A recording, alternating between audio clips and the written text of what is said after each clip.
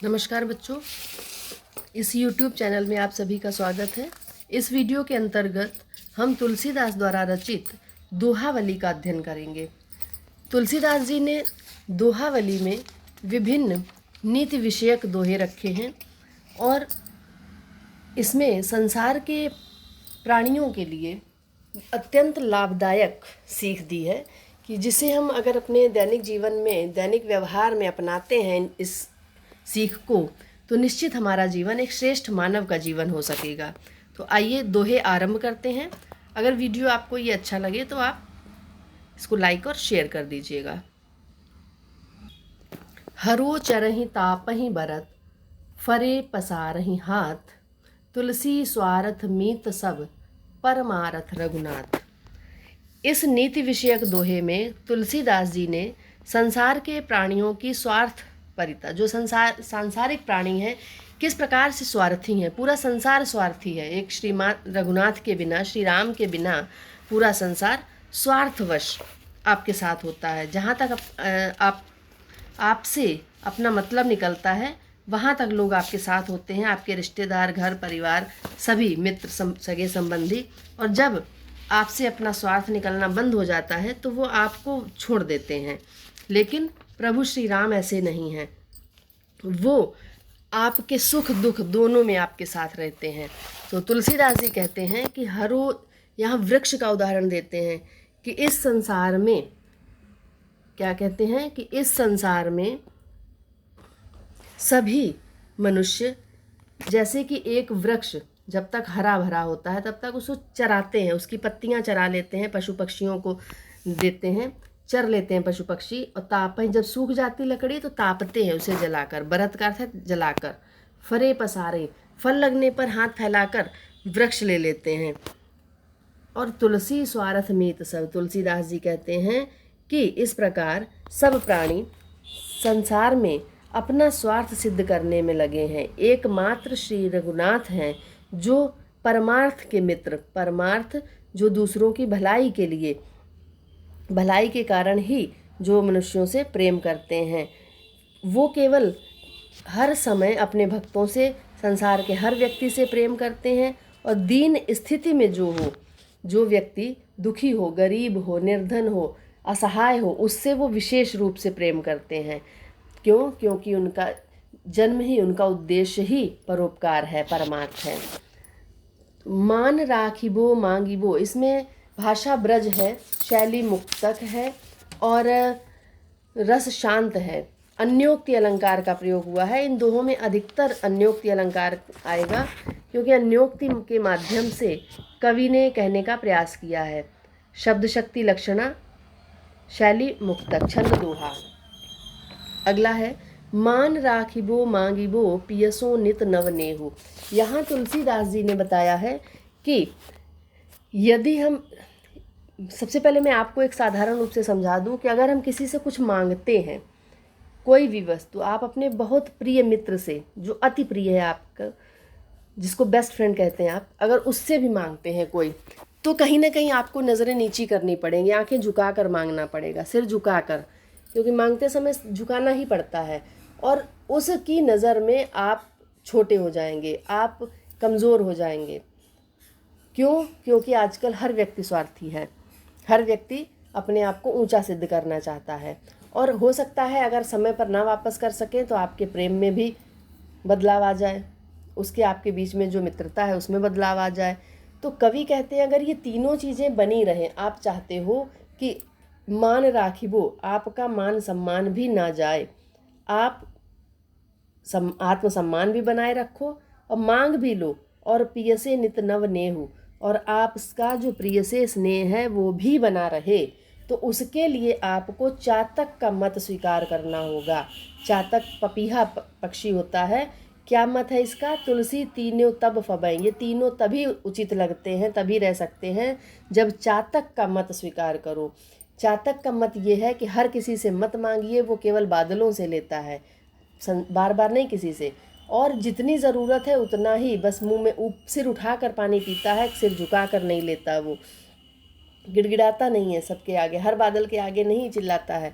वो हर किसी के आगे जहाँ पानी देखता वहाँ नहीं चिल्लाता, केवल बादलों से पानी मांगता है और सिर उठाकर पीता है, और जितना पी लेता बस उतना ही इकट्ठा करके नहीं रखता, संग्रह करके। तो यही सीख मनुष्यों को दी है तुलसीदास जी ने। नहीं जाचत नहीं संग्रही, शीस नाई नहीं ले।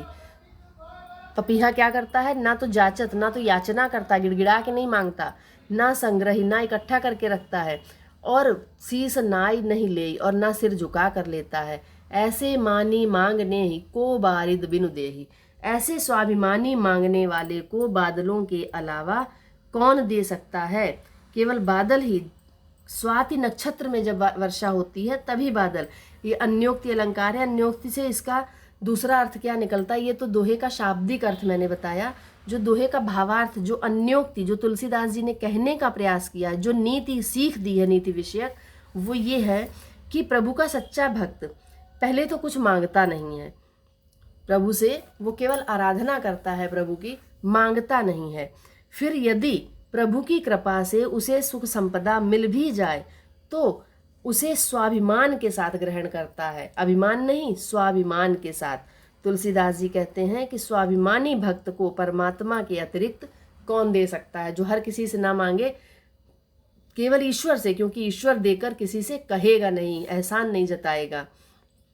तो यहाँ पर भी भाषा ब्रज है, शैली मुक्तक है, छंद दोहा है, और अलंकार वही अन्योक्ति और अनुप्रास है, रस शांत।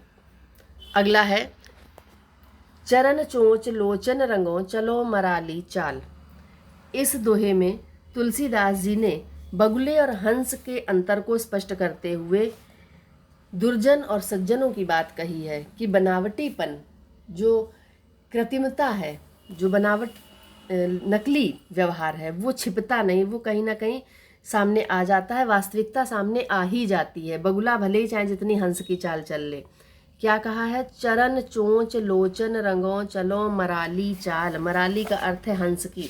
बगुला हंस बनने के लिए भले ही चरण, अपने पैरों को, अपनी चोंच को, अपनी आँखों को रंग कर लाल कर ले, हंस के समान उनका रंग कर दे, और मराली चाल, और हंस के समान चाल भी चलने लगे, तो भी वो हंस नहीं हो सकता। क्यों? क्योंकि क्षीर नीर विवरण समय, दोनों के गुण अवगुण अलग अलग हैं। हंस का गुण है, जो स्वाभाविक गुण है हंस का, उसको जो जन्म के साथ मिला है कि दूध और पानी को अलग कर सकता है। तो जब हंस के गुण का समय आएगा, जब नीर क्षीर दूध और पानी को अलग करने का समय आएगा, तो बगुले की वास्तविकता प्रकट हो जाएगी। बक उघरत तेहि काल, उसी समय वो उघर जाएगा, सबके सामने उसकी वास्तविकता आ जाएगी।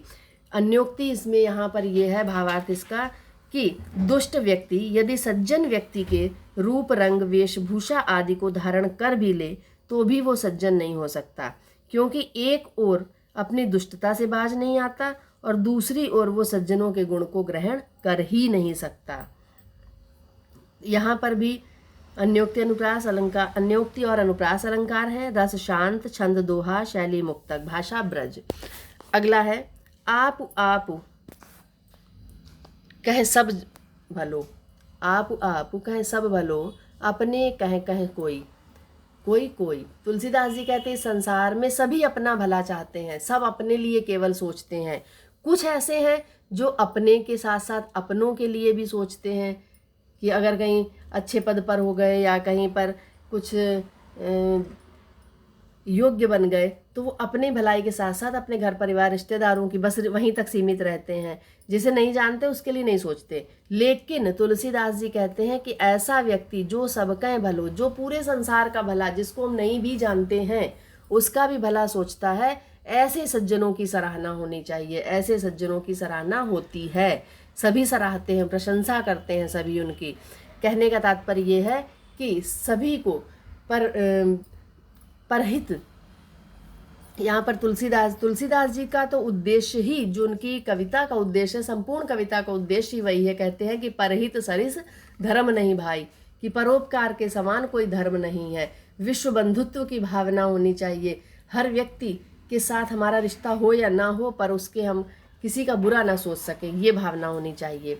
ग्रह भेषज जल पवन पट। तुलसीदास जी कहते हैं यहाँ पर क्या कहा है कि ग्रह भेषज जल पवन पट। कि कोई भी वस्तु अच्छी या बुरी नहीं होती, वो अच्छा बुरा साथ पाकर अच्छी या बुरी बन जाती है। उदाहरण कुछ दिए हैं यहाँ पर। ग्रह, जैसे ग्रह अच्छे या बुरे नहीं होते। व्यक्ति के कर्मों के अनुसार ग्रह फल देते हैं, तो कहा जाता है कि हमारे ग्रह खराब हैं, हमारे ग्रह अच्छे हैं। भेषज, औषधि, दवा, वही दवा नुकसान करती है और वही दवा फायदा कर जाती है, आपको लाभ देती है। पर क्या अंतर है दोनों में कि अगर हमने उसका सही उपयोग किया तो वही औषधि हमारे लिए जीवनदायिनी है, और हमने उसका गलत समय पर गलत उपयोग किया, उसका दुष्प्रयोग किया, तो वो हमारे लिए प्राणघातक है।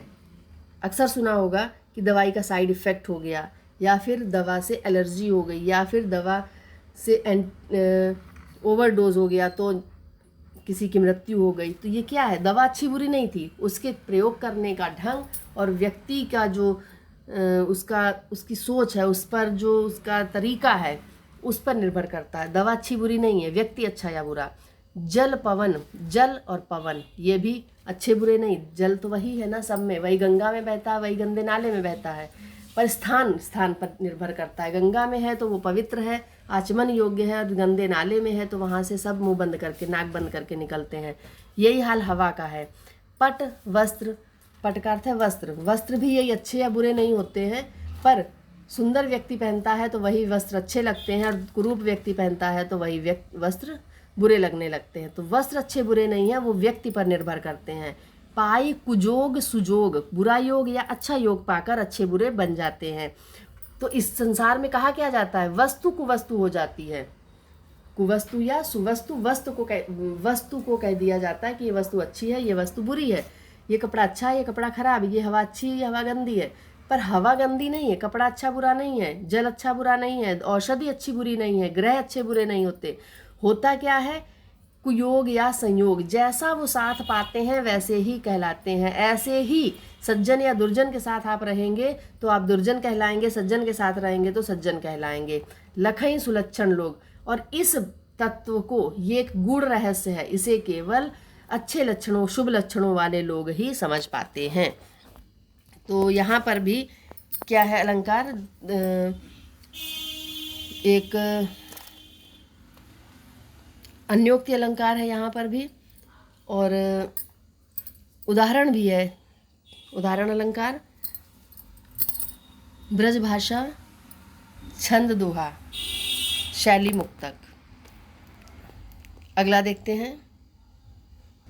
जे सुनि समुझ अनीति रत, जागत रहे सुसोई। तुलसीदास जी कहते हैं कि जो मनुष्य सब कुछ सुनकर, जानकर, जानबूझकर अनीतिपूर्ण कार्य करता है, गलत काम करता है, अनीतिपूर्ण कार्यों में लगा है, तो उसे उपदेश देना उचित नहीं। जागत रहे सुसोई, वो व्यक्ति जागते हुए सोते के समान है। तो सोते व्यक्ति को उपदेश नहीं दिया जाता, उपदेश तो उस व्यक्ति को देना चाहिए। उपदेश वो जगाई वो तुलसी उचित न होए, ऐसे व्यक्ति को उपदेश देना या जगाना उचित नहीं है। तुलसीदास जी कहते हैं कि उपदेश ऐसे व्यक्ति को देना चाहिए जो आपके उपदेश को सुनकर अनुचित कार्यों को छोड़ दे, नीति के मार्ग पर चलने लगे। जगाया उसे जा सकता है जो सो रहा हो। जो जागते हुए भी जानबूझकर सोने का बहाना कर रहा हो, उसको जगाने से क्या लाभ? वह तो जागते हुए भी नहीं जाग सकता। तो ऐसे ही वो व्यक्ति है जो जानबूझकर गलत कार्य कर रहा है, तो ऐसे व्यक्ति को बताने से कोई लाभ नहीं, केवल आप अपना ही अपमान कराएंगे। अलंकार यहाँ अनुप्रास के साथ साथ तुल्योगिता अलंकार है। दो अलग अलग बातों में तुलना की गई है। भाषा ब्रज है, शैली मुक्तक, छंद दोहा। आगे देखिए। बरसत हर्षत लोग सब, करशत लखै न कोई।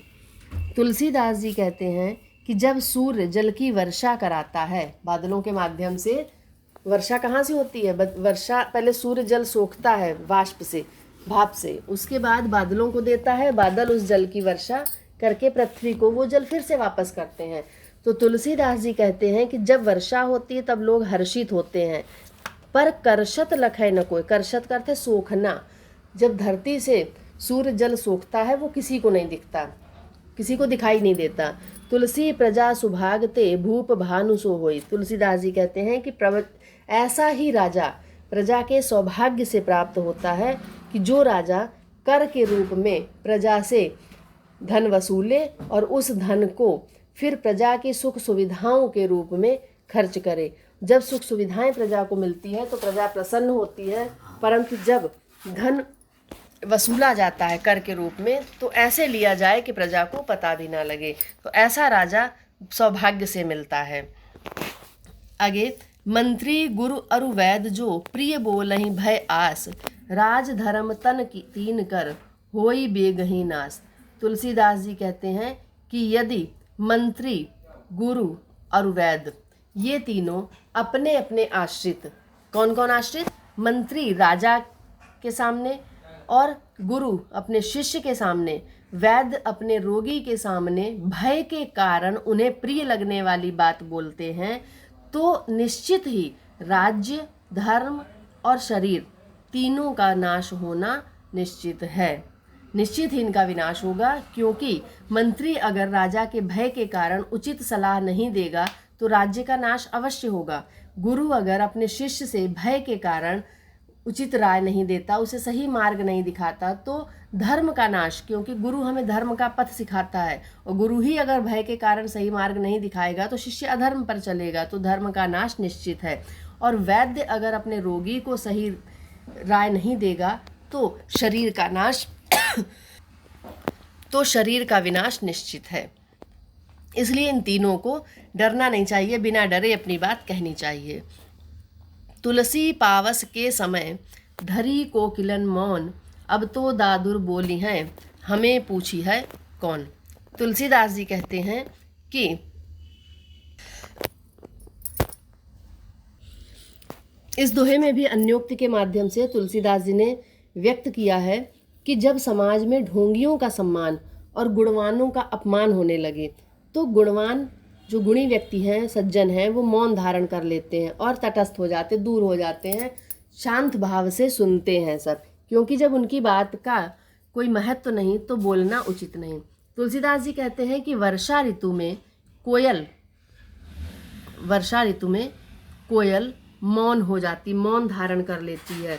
क्यों? क्योंकि वो सोचती है कि अब तो दादुर बोली हैं, अब तो मेंढक टर्राएंगे, और उनकी टर टर की ध्वनि के आगे कोयल की मधुर वाणी हमें पूछी है कौन, कौन पूछेगा, कौन सुनेगा।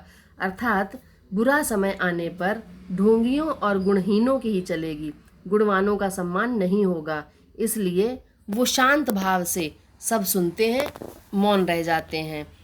तो यहाँ कवि ने यह भी बताने का प्रयास किया है कि दुष्टों की शक्ति बढ़ जाने पर सज्जनों की बात कोई नहीं सुनता। ये बात सर्वविदित है, सब पूरा संसार जानता है कि जहाँ दुष्टों की बात आती है, बिहारी ने भी एक जगह कहा था कि भलो भलो कह सब तजय खोटे ग्रह जपदांत। जहाँ भले व्यक्ति को सब खोटे व्यक्ति के लिए सब सम्मान देते, क्यों? डर के कारण। सम्मान से नहीं सम्मान करते, उसका हृदय से नहीं करते, भय के कारण सम्मान करते हैं।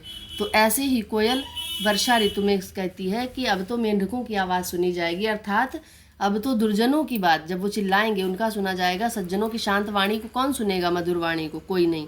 अन्योक्ति अलंकार, भाषा ब्रज, शैली मुक्तक, छंद दोहा, रस शांत, शब्द शक्ति अभिधा लक्षणा है, गुण प्रसाद है। तो इसके बाद हम प्रश्नोत्तर करेंगे अगले वीडियो में। धन्यवाद।